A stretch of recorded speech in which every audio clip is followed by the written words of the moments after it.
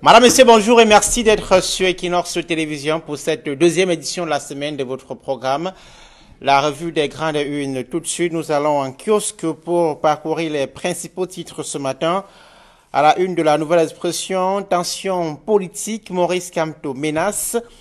Le président du mouvement pour la renaissance du Cameroun annonce qu'il appellera le peuple camerounais à descendre dans la rue si le régime de Yaoundé s'obstine à vouloir organiser les élections régionales sans au préalable régler la crise dans le sud-ouest et le nord-ouest et sans faire adopter un système électoral consensuel, indique le quotidien La Nouvelle Expression ce matin.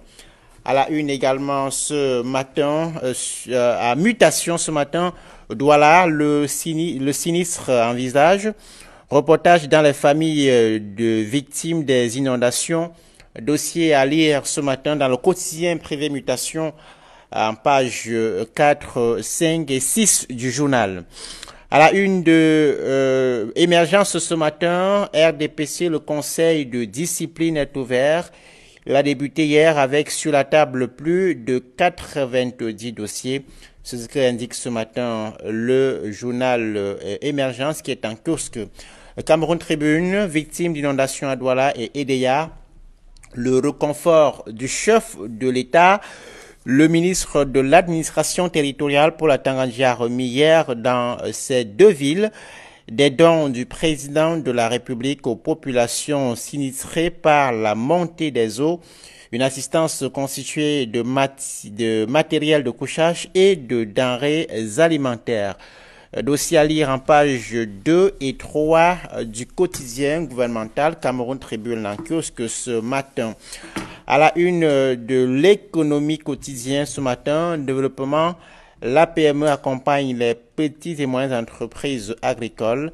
Elle a procédé à la remise des chèques et services aux porteurs de projets hier à Yaoundé, indique le quotidien l'économie ce matin. Kalara est en kiosque ce matin. Magistrature, les grands perdants de la guerre entre Laurent Esso et Ngongo. La ministre du contrôle supérieur de l'État, le directeur général du FECOM, le coordonnateur de la division des affaires judiciaires de la présidence de la République, le directeur général adjoint du port autonome de Kribi, l'ancien président du tribunal criminel spécial et la secrétaire générale du ministère de la Justice parmi les victimes collatérales de la bataille entre les deux ministres d'État. L'enquête de Kalara, l'hebdomadaire du monde juridico-judiciaire, est à lire en page 8 du journal ce matin. En pied de une de Kalara ce matin, tribunal militaire, les tueurs des bébés et mamans déclarés coupables d'assassinat. L'article est à lire dans les colonnes de l'hebdomadaire Kalara ce matin. L'entrepreneur est en kiosque ce matin à la une Covid-19 de Agony of Cameroon Tourism on Spotlight. Le journal évoque ce matin le non-entretien des sites touristiques qui meublent le territoire national. Ce matin également en kiosque l'Indépendant qui évoque les inondations du littoral, diligence du chef de l'État aux sinistrés. Le ministre de l'administration territoriale pour la Tanganyika a été dépêché hier à Douala sur instruction du président de la République pour une mission d'assistance et d'évaluation des dégâts des récentes inondations. Voilà pour l'essentiel des titres parus ce matin au Cameroun. Pour décrypter ces différentes unes, nous sommes sur le plateau avec Camille Nelly. Camille, bonjour. Bonjour, comment ça va? Bien, merci d'être avec nous ce matin pour analyser ces titres.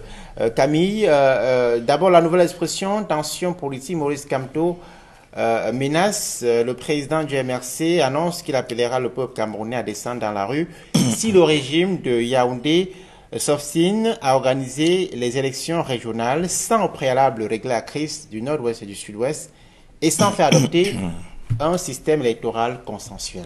Avant de parler de cette une absolument incendiaire de la Nouvelle Expression, je voudrais dire quelque chose qui n'a pas été assez dit au sujet des inondations que l'on a On évoquera les inondations tout à l'heure. Ah bon, d'accord. C'est le deuxième sujet. Ok, j'allais dire quelque chose d'assez important, d'assez pertinent.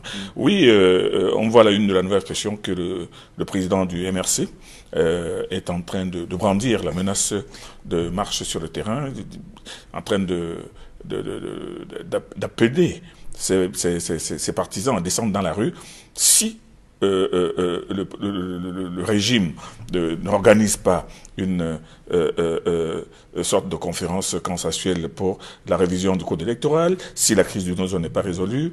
Bref, il pose un certain nombre de conditions qui, pour ma part, ne relèvent que de la conviction politique. Il a le droit d'exiger peut-être, et même de demander, qui est la révision du code électoral, qui lui-même, il faut le reconnaître, n'est certainement pas idéal. Mais il ne faut pas oublier que à ces élections, le MRC ne sera pas partie prenante, puisque seuls les partis ayant des élus pourront se présenter.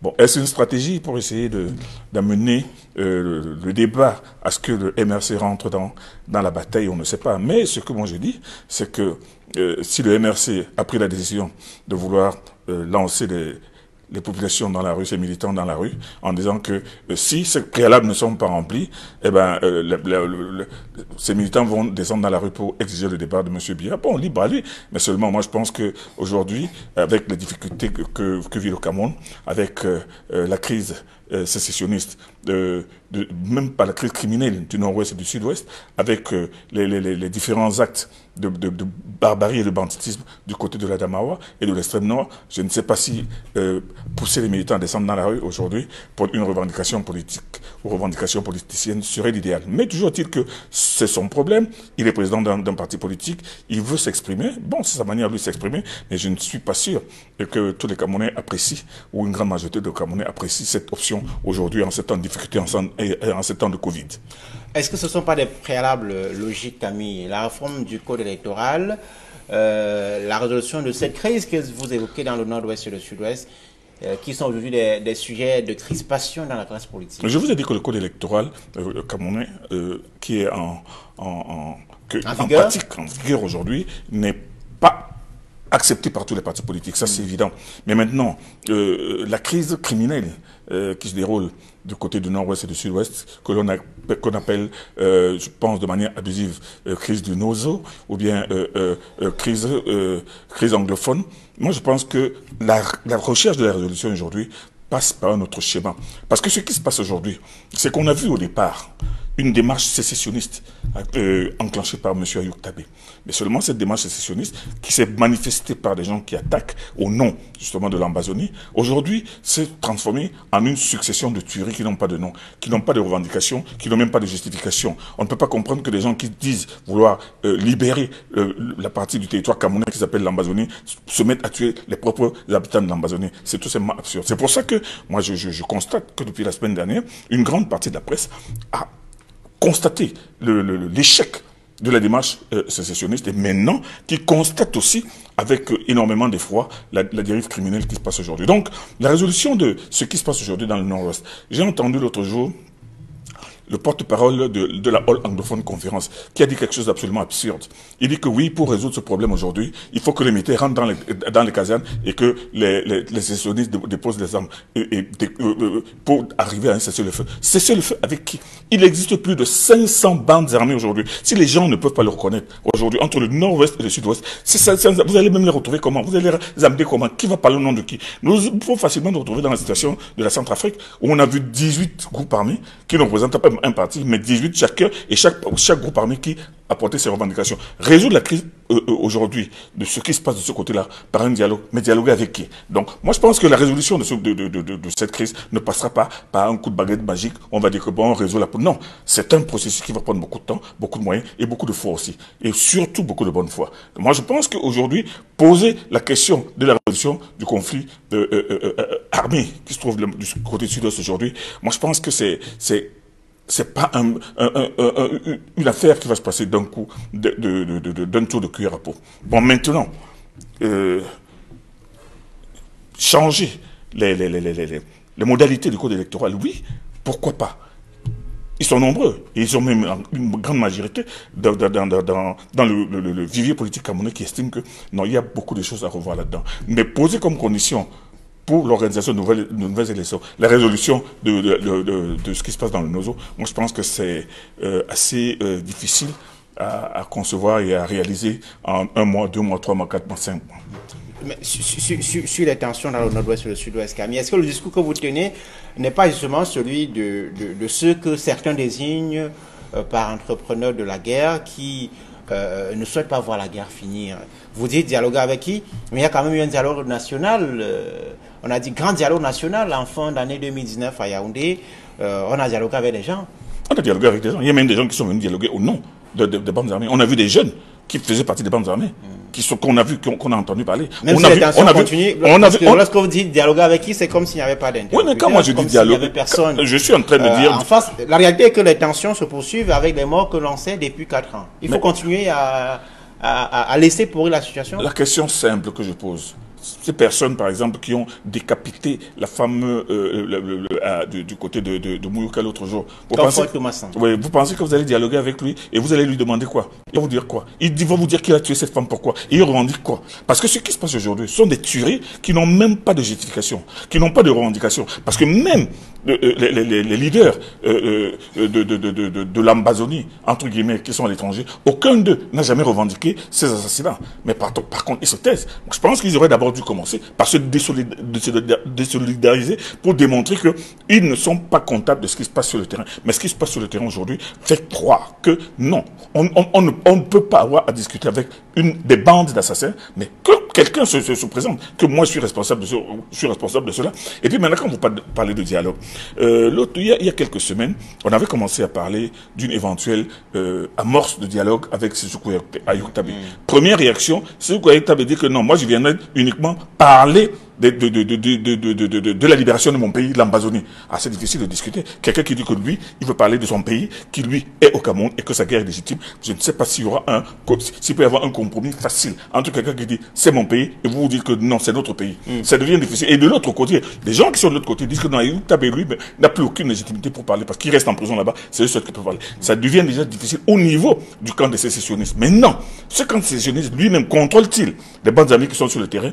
Ah, c'est là le nœud de problème. C'est pour ça que quand moi je pose la question, dialoguer avec qui, ce n'est pas que des gens puissent manquer susceptibles de nos dialogues. Mais ces gens vont revendiquer quoi? Ils revendiquent la partition du Cameroun, ou bien ils revendiquent maintenant un mot d'intermédiaire. C'est pour ça que je dis que la résolution de la guerre civile, qui se passe du côté du sud-ouest. Ça va pas à cette résolution. C'est un rappel que les manifestations ont commencé de façon pacifique et qu'elles ont été reprimées. En 2016, il faut tous se souvenir. Non, je voudrais terminer. Je veux dire ceci. Il y a un amalgame volontaire et que moi je trouve comme une imposture historique. On ne peut pas lier les revendications des avocats et des enseignants. C'est pas ça que ça a commencé. Les revendications, non. Avant, eux, il y avait déjà Sissoko Ayoub-Tabé que l'on voyait dans les réseaux sociaux qui est en train de monter une armée. Et cette armée-là n'a pas attaqué le Cameroun en disant que nous revendiquons pour les avocats et les enseignants, mais nous sommes venus reconquérir notre pays. Il y a cet amalgame-là, il faut le lever. Il ne faut pas, c'est une usurpation historique. Il faut la lever. Il ne faut jamais lier les revendications à la démarche de M. Sissoko Ayoub-Tabé. Ça, c'est clair. De toute façon, ce qu'on appelle crise anglophone aujourd'hui a ses origines, a des origines lointaines, mais a pris naissance de façon, j'allais dire, plus importante en 2016 avec ces revendications corporatistes qui ont ensuite débouché sur les tensions que l'on sait. On va poursuivre. Je rappelle que sur la question du code électoral, la loi prévoit les candidatures indépendantes, même pour les partis qui ne sont pas qui n'ont pas d'élus, oui. Mais également le président du MRC peut se donner les services d'une formation politique qui a des élus pour être candidat. Pourquoi pas? À une prochaine élection. C'est une éventualité. C'est une éventualité. Et ben moi je pense même que le MRC aurait dû participer. C'est lui même qui a décidé de ne pas participer aux élections. Alors maintenant s'il ne décide pas, s'il décide de ne pas participer, ben maintenant il voudrait maintenant participer avec de nouvelles conditions. Ces nouvelles conditions, on va les dresser à quel moment et avec qui et en combien de temps? Et si on dit bon ok, attendons d'abord qu'on se mette d'accord et que on met ces élections régionales dans 2 ans, dans 3 ans, on va dire que non, on est en train de tirer, on est en train de jouer avec le temps. Moi, je pense qu'il y a beaucoup d'autres... Que vont apporter les régionales, Camille? Les régionales... À la situation actuelle, c'est ce que les acteurs politiques se demandent, et notamment le président du MRC dont la déclaration est publiée ce matin par la Nouvelle Expression. Ben, à moins que le MRC n'estime que ces régionales n'ont aucun sens ou n'ont aucune valeur. Moi, je pense que c'est entrer dans le programme c'est-à-dire que de la construction du système de gestion comment on appelle ça là, des entités décentralisées. On veut ces régionales asseoir, ont pour ambition d'asseoir davantage la décentralisation et de permettre une gestion beaucoup plus autocentrée de chaque région de ses propres affaires. Moi, je pense qu'on ne peut pas dire que ces élections régionales ne représentent rien du tout. Elles sont prévues, tout le monde les attend. Et la preuve, c'est que tous les partis politiques qui ont des élus sont en train de se préparer à y participer. Bon, maintenant, les partis qui n'ont pas d'élus, c'est à ce niveau que se pose le problème. Bon, il y a eu un nouveau code général des collectivités. On entend toujours les retombées concrètes sur le renforcement des pouvoirs des collectivités territoriales. Absolument. On va poursuivre ce matin avec mutation, non d'abord émergence qui parle du RDPC. Le conseil de discipline est ouvert. Il a débuté hier avec sur la table plus de 90 dossiers, indique ce matin le quotidien bilingue émergence. Le RDPC sanctionne ces indisciplinés, c'est ce qu'indique ce matin également les journaux qui en parlent. En fait, le RDPC passe ces indisciplinés au tribunal et ensuite va certainement les sanctionner ceux qui sont reconnus coupables parce que on ne les appelle pas pour les sanctionner, on les appelle d'abord pour relever ce qui a été considéré comme indiscipline et maintenant pour sanctionner. Bon, la sanction, ça va être quoi? Il y en a qui estiment qu'il y en a même qui devraient même être exclus du parti. Ça, c'est la sanction extrême. Mais alors, on comprend que ces sanctions aujourd'hui sont là pour venir régler le compte de ce qu'on a entendu comme cri d'orfraie et comme ruée dans les brancards pendant les élections où il y a des candidats qui n'étaient pas d'accord, où beaucoup de candidats n'acceptaient pas justement ces investitures venues du comité central, ou alors certains qui s'étaient déjà préparés à briguer, parce qu'on avait parlé d'élections des maires, mais au lieu des élections des maires, le RDPC a estimé que non, dans ces communes, ce ne sont pas des élections, mais ce sont des investitures. Bon, mais qu'on n'oublie pas aussi que, en réalité, le RDPC a toujours fonctionné, et fonctionne depuis très longtemps sur la base des investitures. Hein. C'est-à-dire que ceux qui vont aux élections sont toujours investis par le RDPC. Alors, ceux qui ont été investis pour passer maire et qui étaient déjà devenus des maires, bon, maintenant, au moment où il faut l'élection d'un nouveau maire, il aurait fallu, à mon sens, et moi je l'avais relevé à cette époque-là, faire comprendre à ces maires que, bon, écoutez, si vous voulez jouer le jeu, mais sachez qu'il y a quelqu'un qui devra être élu. Or, qu'est-ce qui s'est passé? On leur a donné l'impression qu'il y aurait une élection ouverte. C'est pour ça qu'on a vu beaucoup de candidats imprimer des professions de foi, faire le tour des mairies, des arrondissements, pour se présenter, dire voici mon programme, mais seulement au dernier jour, on a sorti un joker envoyé qui avait été investi par le comité central. Ça, c'est tellement suscité des grincements de dents et des hurlements, mais ça s'est réglé très rapidement au nom justement de la discipline du parti. Bon, aujourd'hui, le RDPC est en train de vouloir taper sur les doigts de ceux qui ont levé la tête et qui ont voulu faire bande à part, ou qui ont voulu se braquer contre la discipline du parti. Bon, on verra bien comment ça va se terminer, mais on sait que le Premier ministre Peter Mafani Moussongue, qui est le président de cette commission, avec ce conseil de discipline. Ce conseil de discipline, oui, mais parce qu'on a conçu une commission. Ce conseil de discipline va, avec la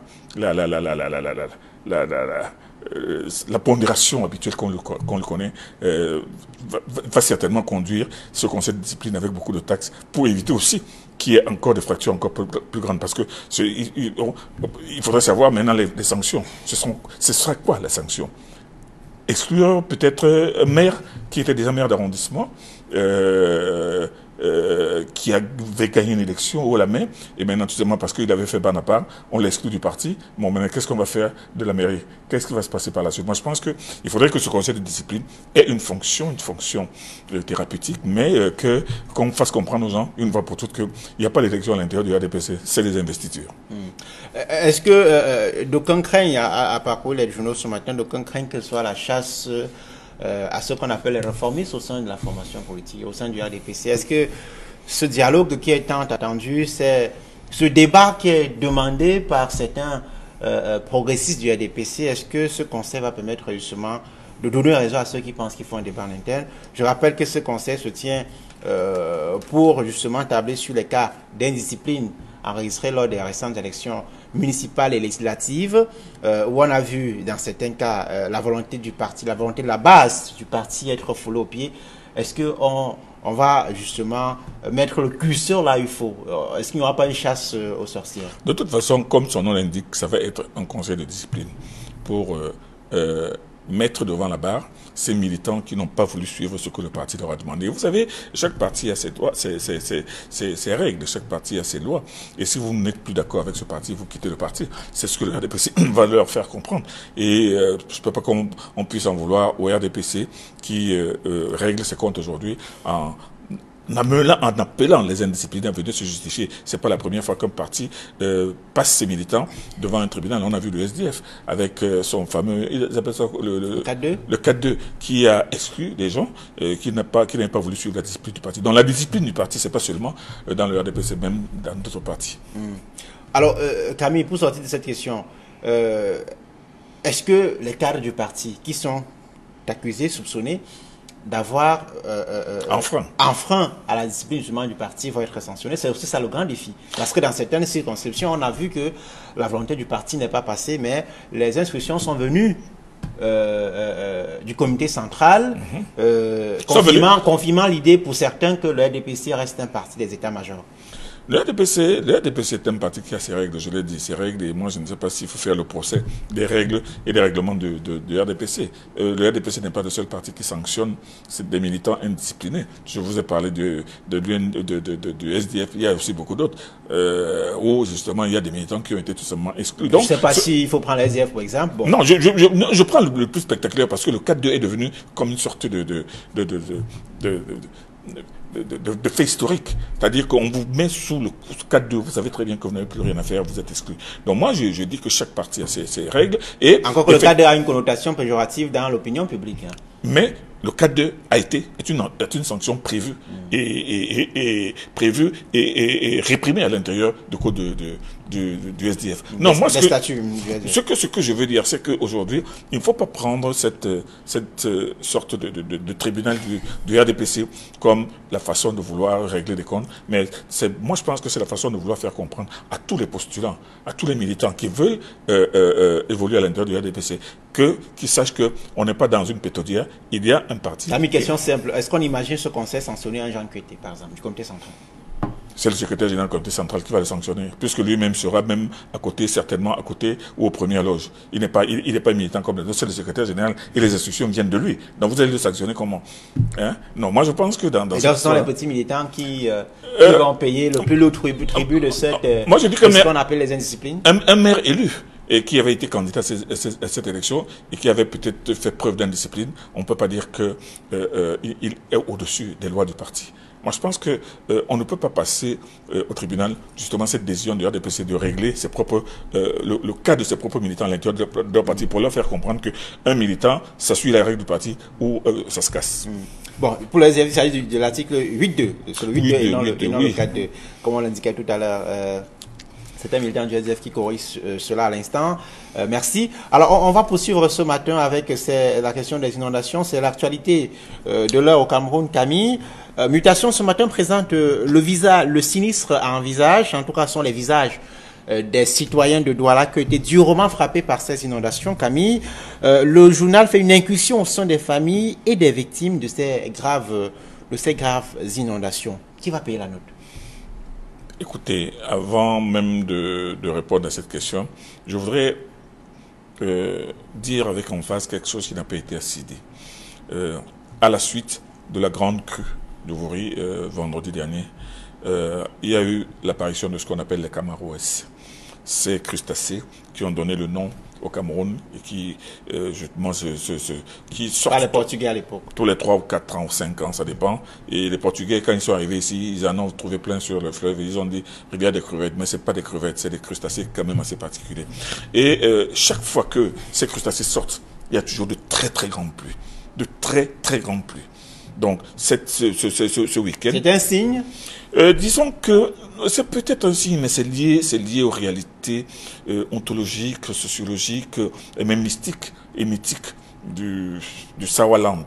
C'est-à-dire que ces crustacés ne sortent pas chaque année, ça sort 2, 3, 4, 5 ans d'intervalle, peut-être 6 fois, parfois même 10 ans. Mais pourquoi le message n'a pas été perçu, n'a pas été... On ne sait jamais quand ces crustacés communiqué aux autorités compétentes. Non, rien à voir. Ces bestioles sortent quand elles veulent. Et quand elles sortent, il y a toujours de très grandes pluies. Ça, c'est la cause que je peux, une des raisons pour lesquelles je peux vous dire que on peut expliquer ces grandes pluies. Maintenant, quand on regarde sur le terrain, on verra que les grandes pluies ont effectivement provoqué la montée du niveau du bruit. Et c'est pas la première fois. Moi, je me souviens, il y a 5 ou 6 ans, en pareille période, quand effectivement le bruit s'était retrouvé en crue pendant la période des pluies, pendant la saison des pluies, et où on avait aussi vu apparaître des Camaroès, il y a eu des villages comme Bounandjoa qui avaient été inondés, l'eau était montée à plus d'1,5 mètre, et ces populations avaient été sérieusement sinistrées. Donc, ce qui se passe aujourd'hui, c'est pas quelque chose qu'on n'a jamais vu, non. Mais le problème est devenu beaucoup plus grave à Douala parce que il y a une sorte d'installation anarchique de certaines populations qui empêche le drainage naturel de l'eau. Vous savez, l'eau, c'est la force que rien n'arrête. Rien n'arrête l'eau. Et quand l'eau est en furie, faites tout ce que vous voulez, construisez même des digues. Ces digues-là, l'eau est capable de les faire céder. Ce qui se passe aujourd'hui, il y a l'autre raison. C'est que quand on regarde même les drains, certains drains qui ont été construits ici à Douala, moi je me demande parfois, mais comment est-ce qu'on peut creuser un drain d'une profondeur de 1 mètre ou 1,5 mètre? Alors que quand l'eau du bruit monte, parfois l'eau monte jusqu'à 2 mètres. Pourquoi est-ce qu'on prévoit des petits drains, avec des petites sorties, avec des petits caniveaux? Je pense qu'il faut tenir compte de la réalité de la circulation des eaux à Douala. Vous savez, avant, il y a très très longtemps, il y avait ce qu'on appelle, il y avait des caniveaux qui étaient reliés à un grand collecteur, à des collecteurs. Il y avait 2 ou 3 collecteurs ici, notamment à Akwa, Bounandjoa, qui faisaient que l'eau arrive et l'eau descend directement jusqu'au fleuve. Mais ces collecteurs ont eu le temps d'être bouchés. Et on réalise aujourd'hui qu'il y a des Camerounais qui vont construire dans des zones marécageuses. Les gens parlent de Mepanda Misoke. Mepanda Misoke, c'est un marécage. C'était un marécage au départ. Les gens sont venus faire du remblayage, ils ont construit dessus, mais quand la saison des pluies arrive, vous ne pouvez rien faire. Vous vous retrouvez dans l'eau. Quand vous allez du côté derrière Grand Hangar là-bas, c'était des marécages. Des marécages avant qu'on ne construise à Bonabiri. À Bonabiri. Avant qu'on ne construise. Donc, il y a plein de zones à risque où les gens n'auraient pas dû construire. Et vous savez très bien que pour construire, pour obtenir un permis de bâtir, il faut aller du côté de la mairie, de la communauté urbaine pour demander si on peut avoir un permis de bâtir et si ce terrain est viable. Il y a beaucoup de gens qui ne respectent pas ce préalable. Ce préalable, aujourd'hui, en ne respectant pas ce préalable, vous ne pouvez pas leur dire que, vous me dire qu'en cas de catastrophe, vous allez demander qui va payer. Non. Il faut que les gens sachent que là où je construis, c'est pas très très sûr. Il y a des gens qui construisent sur des drains. Et ces drains obstruent, leurs habitations obstruent maintenant les drains. Qu'est-ce qui se passe? En cas de forte pluie, il y a forcément une inondation. Mais Camille, est-ce que ce n'est pas simpliste de faire cette analyse? Parce que par endroits, les populations sont installées sur les drains. Dans les zones à risque. Est-ce que c'est justifiable? Mais curieusement, certaines populations vous présentent des titres fonciers. Ça, c'est Camerounais. Qui ont forcément été délivrés par une autorité administrative. C'est des Camerounais, mais vous savez aussi comment ces autorités administratives délivrent des titres fonciers qui sont attaqués et qui sont même parfois tout simplement révoqués par la suite. Vous savez, il y a des gens, quand ils veulent un titre foncier, ils mettent tous les moyens pour l'obtenir. Ils mettent des moyens même pour obtenir un titre foncier pour construire au-dessus d'un drain. Moi, je me souviens du cas du feu maire Fampou d'Agobert, père son âme, qui, du temps où il était maire de Douala 2e, a constaté qu'il y avait des immeubles qui étaient construits sur des drains avec des titres fonciers. Il les a fait démolir en disant que vous ne pouvez pas construire votre maison pour empêcher que l'eau circule à Nubé. Et après, les gens ont saisi les tribunaux, mais en saisissant les tribunaux, on a compris par la suite que la plupart de ces personnes-là avaient obtenu frauduleusement des titres fonciers. Donc, les gens qui vont s'installer, qui obtiennent même des titres fonciers, alors qu'ils sont en train de s'installer sur un terrain impropre à l'habitation. Non, cela m'amène à vous demander à répondre à votre question, qui va payer? Mais c'est eux-mêmes qui payent. Ils payent le prix de leur insouciance, ils payent le prix de leur désinvolture, ils payent le prix maintenant, en fait, de leur indiscipline. On ne peut pas construire n'importe où. Et quand on construit, il faut envisager l'avenir. Il ne faut pas envisager seulement de mettre une maison. Moi, j'ai vu par exemple les gens à Denver. Le quartier que vous appelez Denver. Denver, en réalité, c'est un marécage. Là où il y a Denver, parce qu'il y a le bruit qui est tout à côté. Il y a le fleuve Mbanya qui est tout à côté. Le fleuve Mbanya qui est un confluent du bruit. Et qui, en saison de pluie, monte. Alors, les personnes ont vu que non, on peut mettre de la terre, verser de la terre, maintenant mettre des fondations et tout ça. Mais en saison de pluie, vous avez vu dans les réseaux sociaux comment les gens qui habitent à Mbanya sont retrouvés avec de l'eau à 1 mètre du sol. Pourquoi? Parce que ce que vous appelez Denver, qui est devenu un quartier résidentiel, en réalité, c'était un marécage au départ. Mais Camille, d'aucuns pourrait vous dire que vous adressez une question sérieuse avec la légèreté, parce que les zones à risque dont on parle, la population s'y installe, le rôle de l'État, rappelé hier le ministre de l'administration territoriale, à qui les journaux donnent la parole ce matin, l'Indépendant qui parle de cette diligence du chef de l'État avec ses dons remis hier par l'OMINAT aux victimes de ces inondations. Quand mon tribune évoque le réconfort du chef de l'État, le ministre rappelle dans les journaux ce matin le rôle protecteur que doit jouer l'État. L'État justement qui ne doit pas laisser faire. La preuve, l'État réagit. L'État réagit. Mais lorsque vous dites chacun doit se débrouiller, on a une ville qui connaît une urbanisation. Certains disent sauvage, les gens s'installent, il n'y a pas une discipline dans l'occupation des sols, même s'il y a un plan d'occupation des sols. Tout cela, c'est l'État. Mais est-ce qu'il y a une discipline? Quand quelqu'un veut un terrain sur une zone marécageuse et que lui... Comment quelqu'un obtient un titre foncier sur une zone marécageuse? En mettant de l'argent, en jouant avec la corruption. Les mauvaises méthodes camerounaises. Et on ne va pas dire que l'État doit être derrière chaque Camerounais. Mais par contre, l'État est derrière chaque Camerounais qui construit et qui n'a pas respecté les conditions préalables. C'est-à-dire l'obtention d'un permis de bâtir. Et régulièrement, vous voyez des maisons qui sont construites parce qu'elles n'ont pas de permis de bâtir. Mais les gens font tout pour obtenir même frauduleusement un permis de bâtir, même si par la suite ça va créer des problèmes. Vous ne pouvez pas dire que l'État va être en train de sentir l'odeur de chaque Camerounais qui est en train de construire, qui a construit une maison. Non, la situation au Cameroun, c'est qu'il y a d'abord... La question des logements, c'est une question qui est réelle. La question de l'accès à la terre, aux fonciers, Camille, sont des questions qui se posent avec acuité dans nos grandes villes. On ne peut pas l'ignorer. Vous savez, si l'État n'avait pas construit Bonham Personne n'est content d'aller s'installer dans un marécage, il faut quand même se le dire. Si l'État n'avait pas construit Bonham Sadi, Makepe et tout le reste, la ville de Douala aurait implosé depuis très longtemps. Moi, je pense que l'État avait justement tenu compte de cette donne pour construire, pour décentraliser. Et regarde aujourd'hui, il y a des logements qui sont en train d'être construits du côté de Bangamakoko. On ne peut pas dire que l'État ne fait rien pour justement donner la possibilité aux Camerounais. Le coût est encore très controversé pour ces logements. Oui, ça c'est un autre débat. C'est un autre débat. Mais on ne peut pas dire que l'État ne fait rien pour l'accès à un habitat viable. Encore que les Camerounais eux-mêmes, étant de grands débrouillards, n'attendant pas toujours l'État, trouvent toujours le moyen de se loger. Mais seulement pas se loger n'importe où et à n'importe quel prix. On va sortir par cette grande une de Kalara, l'hebdomadaire du monde juridico-judiciaire. Magistrature, titre Kalara ce matin, les grands perdants de la guerre entre Laurent Esso et Ngongor.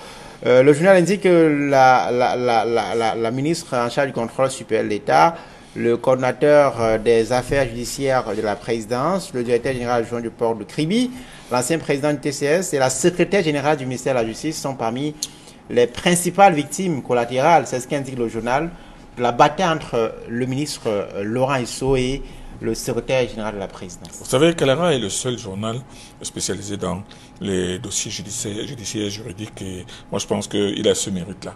Mais allez analyser le dernier grand mouvement de la magistrature et le mettre sur le compte des combats, des guerres entre tel ministre et tel ministre. Ces ministres eux-mêmes ont été... Ce sont des faits ou bien une vue de l'esprit? Oh, je ne sais pas si c'est une vue de l'esprit, mais moi je pense que s'il m'avait été donné de faire un article dans ce sens, je ne l'aurais pas fait. Parce que moi je pense que c'est beaucoup plus des conjectures que la réalité. Parce que quand on se met à compter le nombre de magistrats par région, par village, par quartier, moi je pense que c'est assez incongru. Nous voulons être en République, disons-nous que des spécialistes qui sont sur le terrain, les spécialistes auxquels on donne des charges, devront assumer ces charges-là. Mais on ne peut pas appeler tout le monde, on ne peut pas non plus nommer tout le monde. Mais seulement, quand on commence déjà on reste dans la logique du décompte des magistrats qui ont été nommés par village et par quartier. Moi, je pense que c'est un débat qui est assez malsain. Je rappelle que la CIC est à retrouver en page 8 du Kalara avec un dossier qui va des pages 6 à 8. Madame, monsieur, merci d'avoir été avec nous ce matin pour cette deuxième édition de la revue des grandes unes Equinox Télévision. Nous vous retrouvons demain, mercredi, pour une nouvelle édition. Restez sur notre antenne.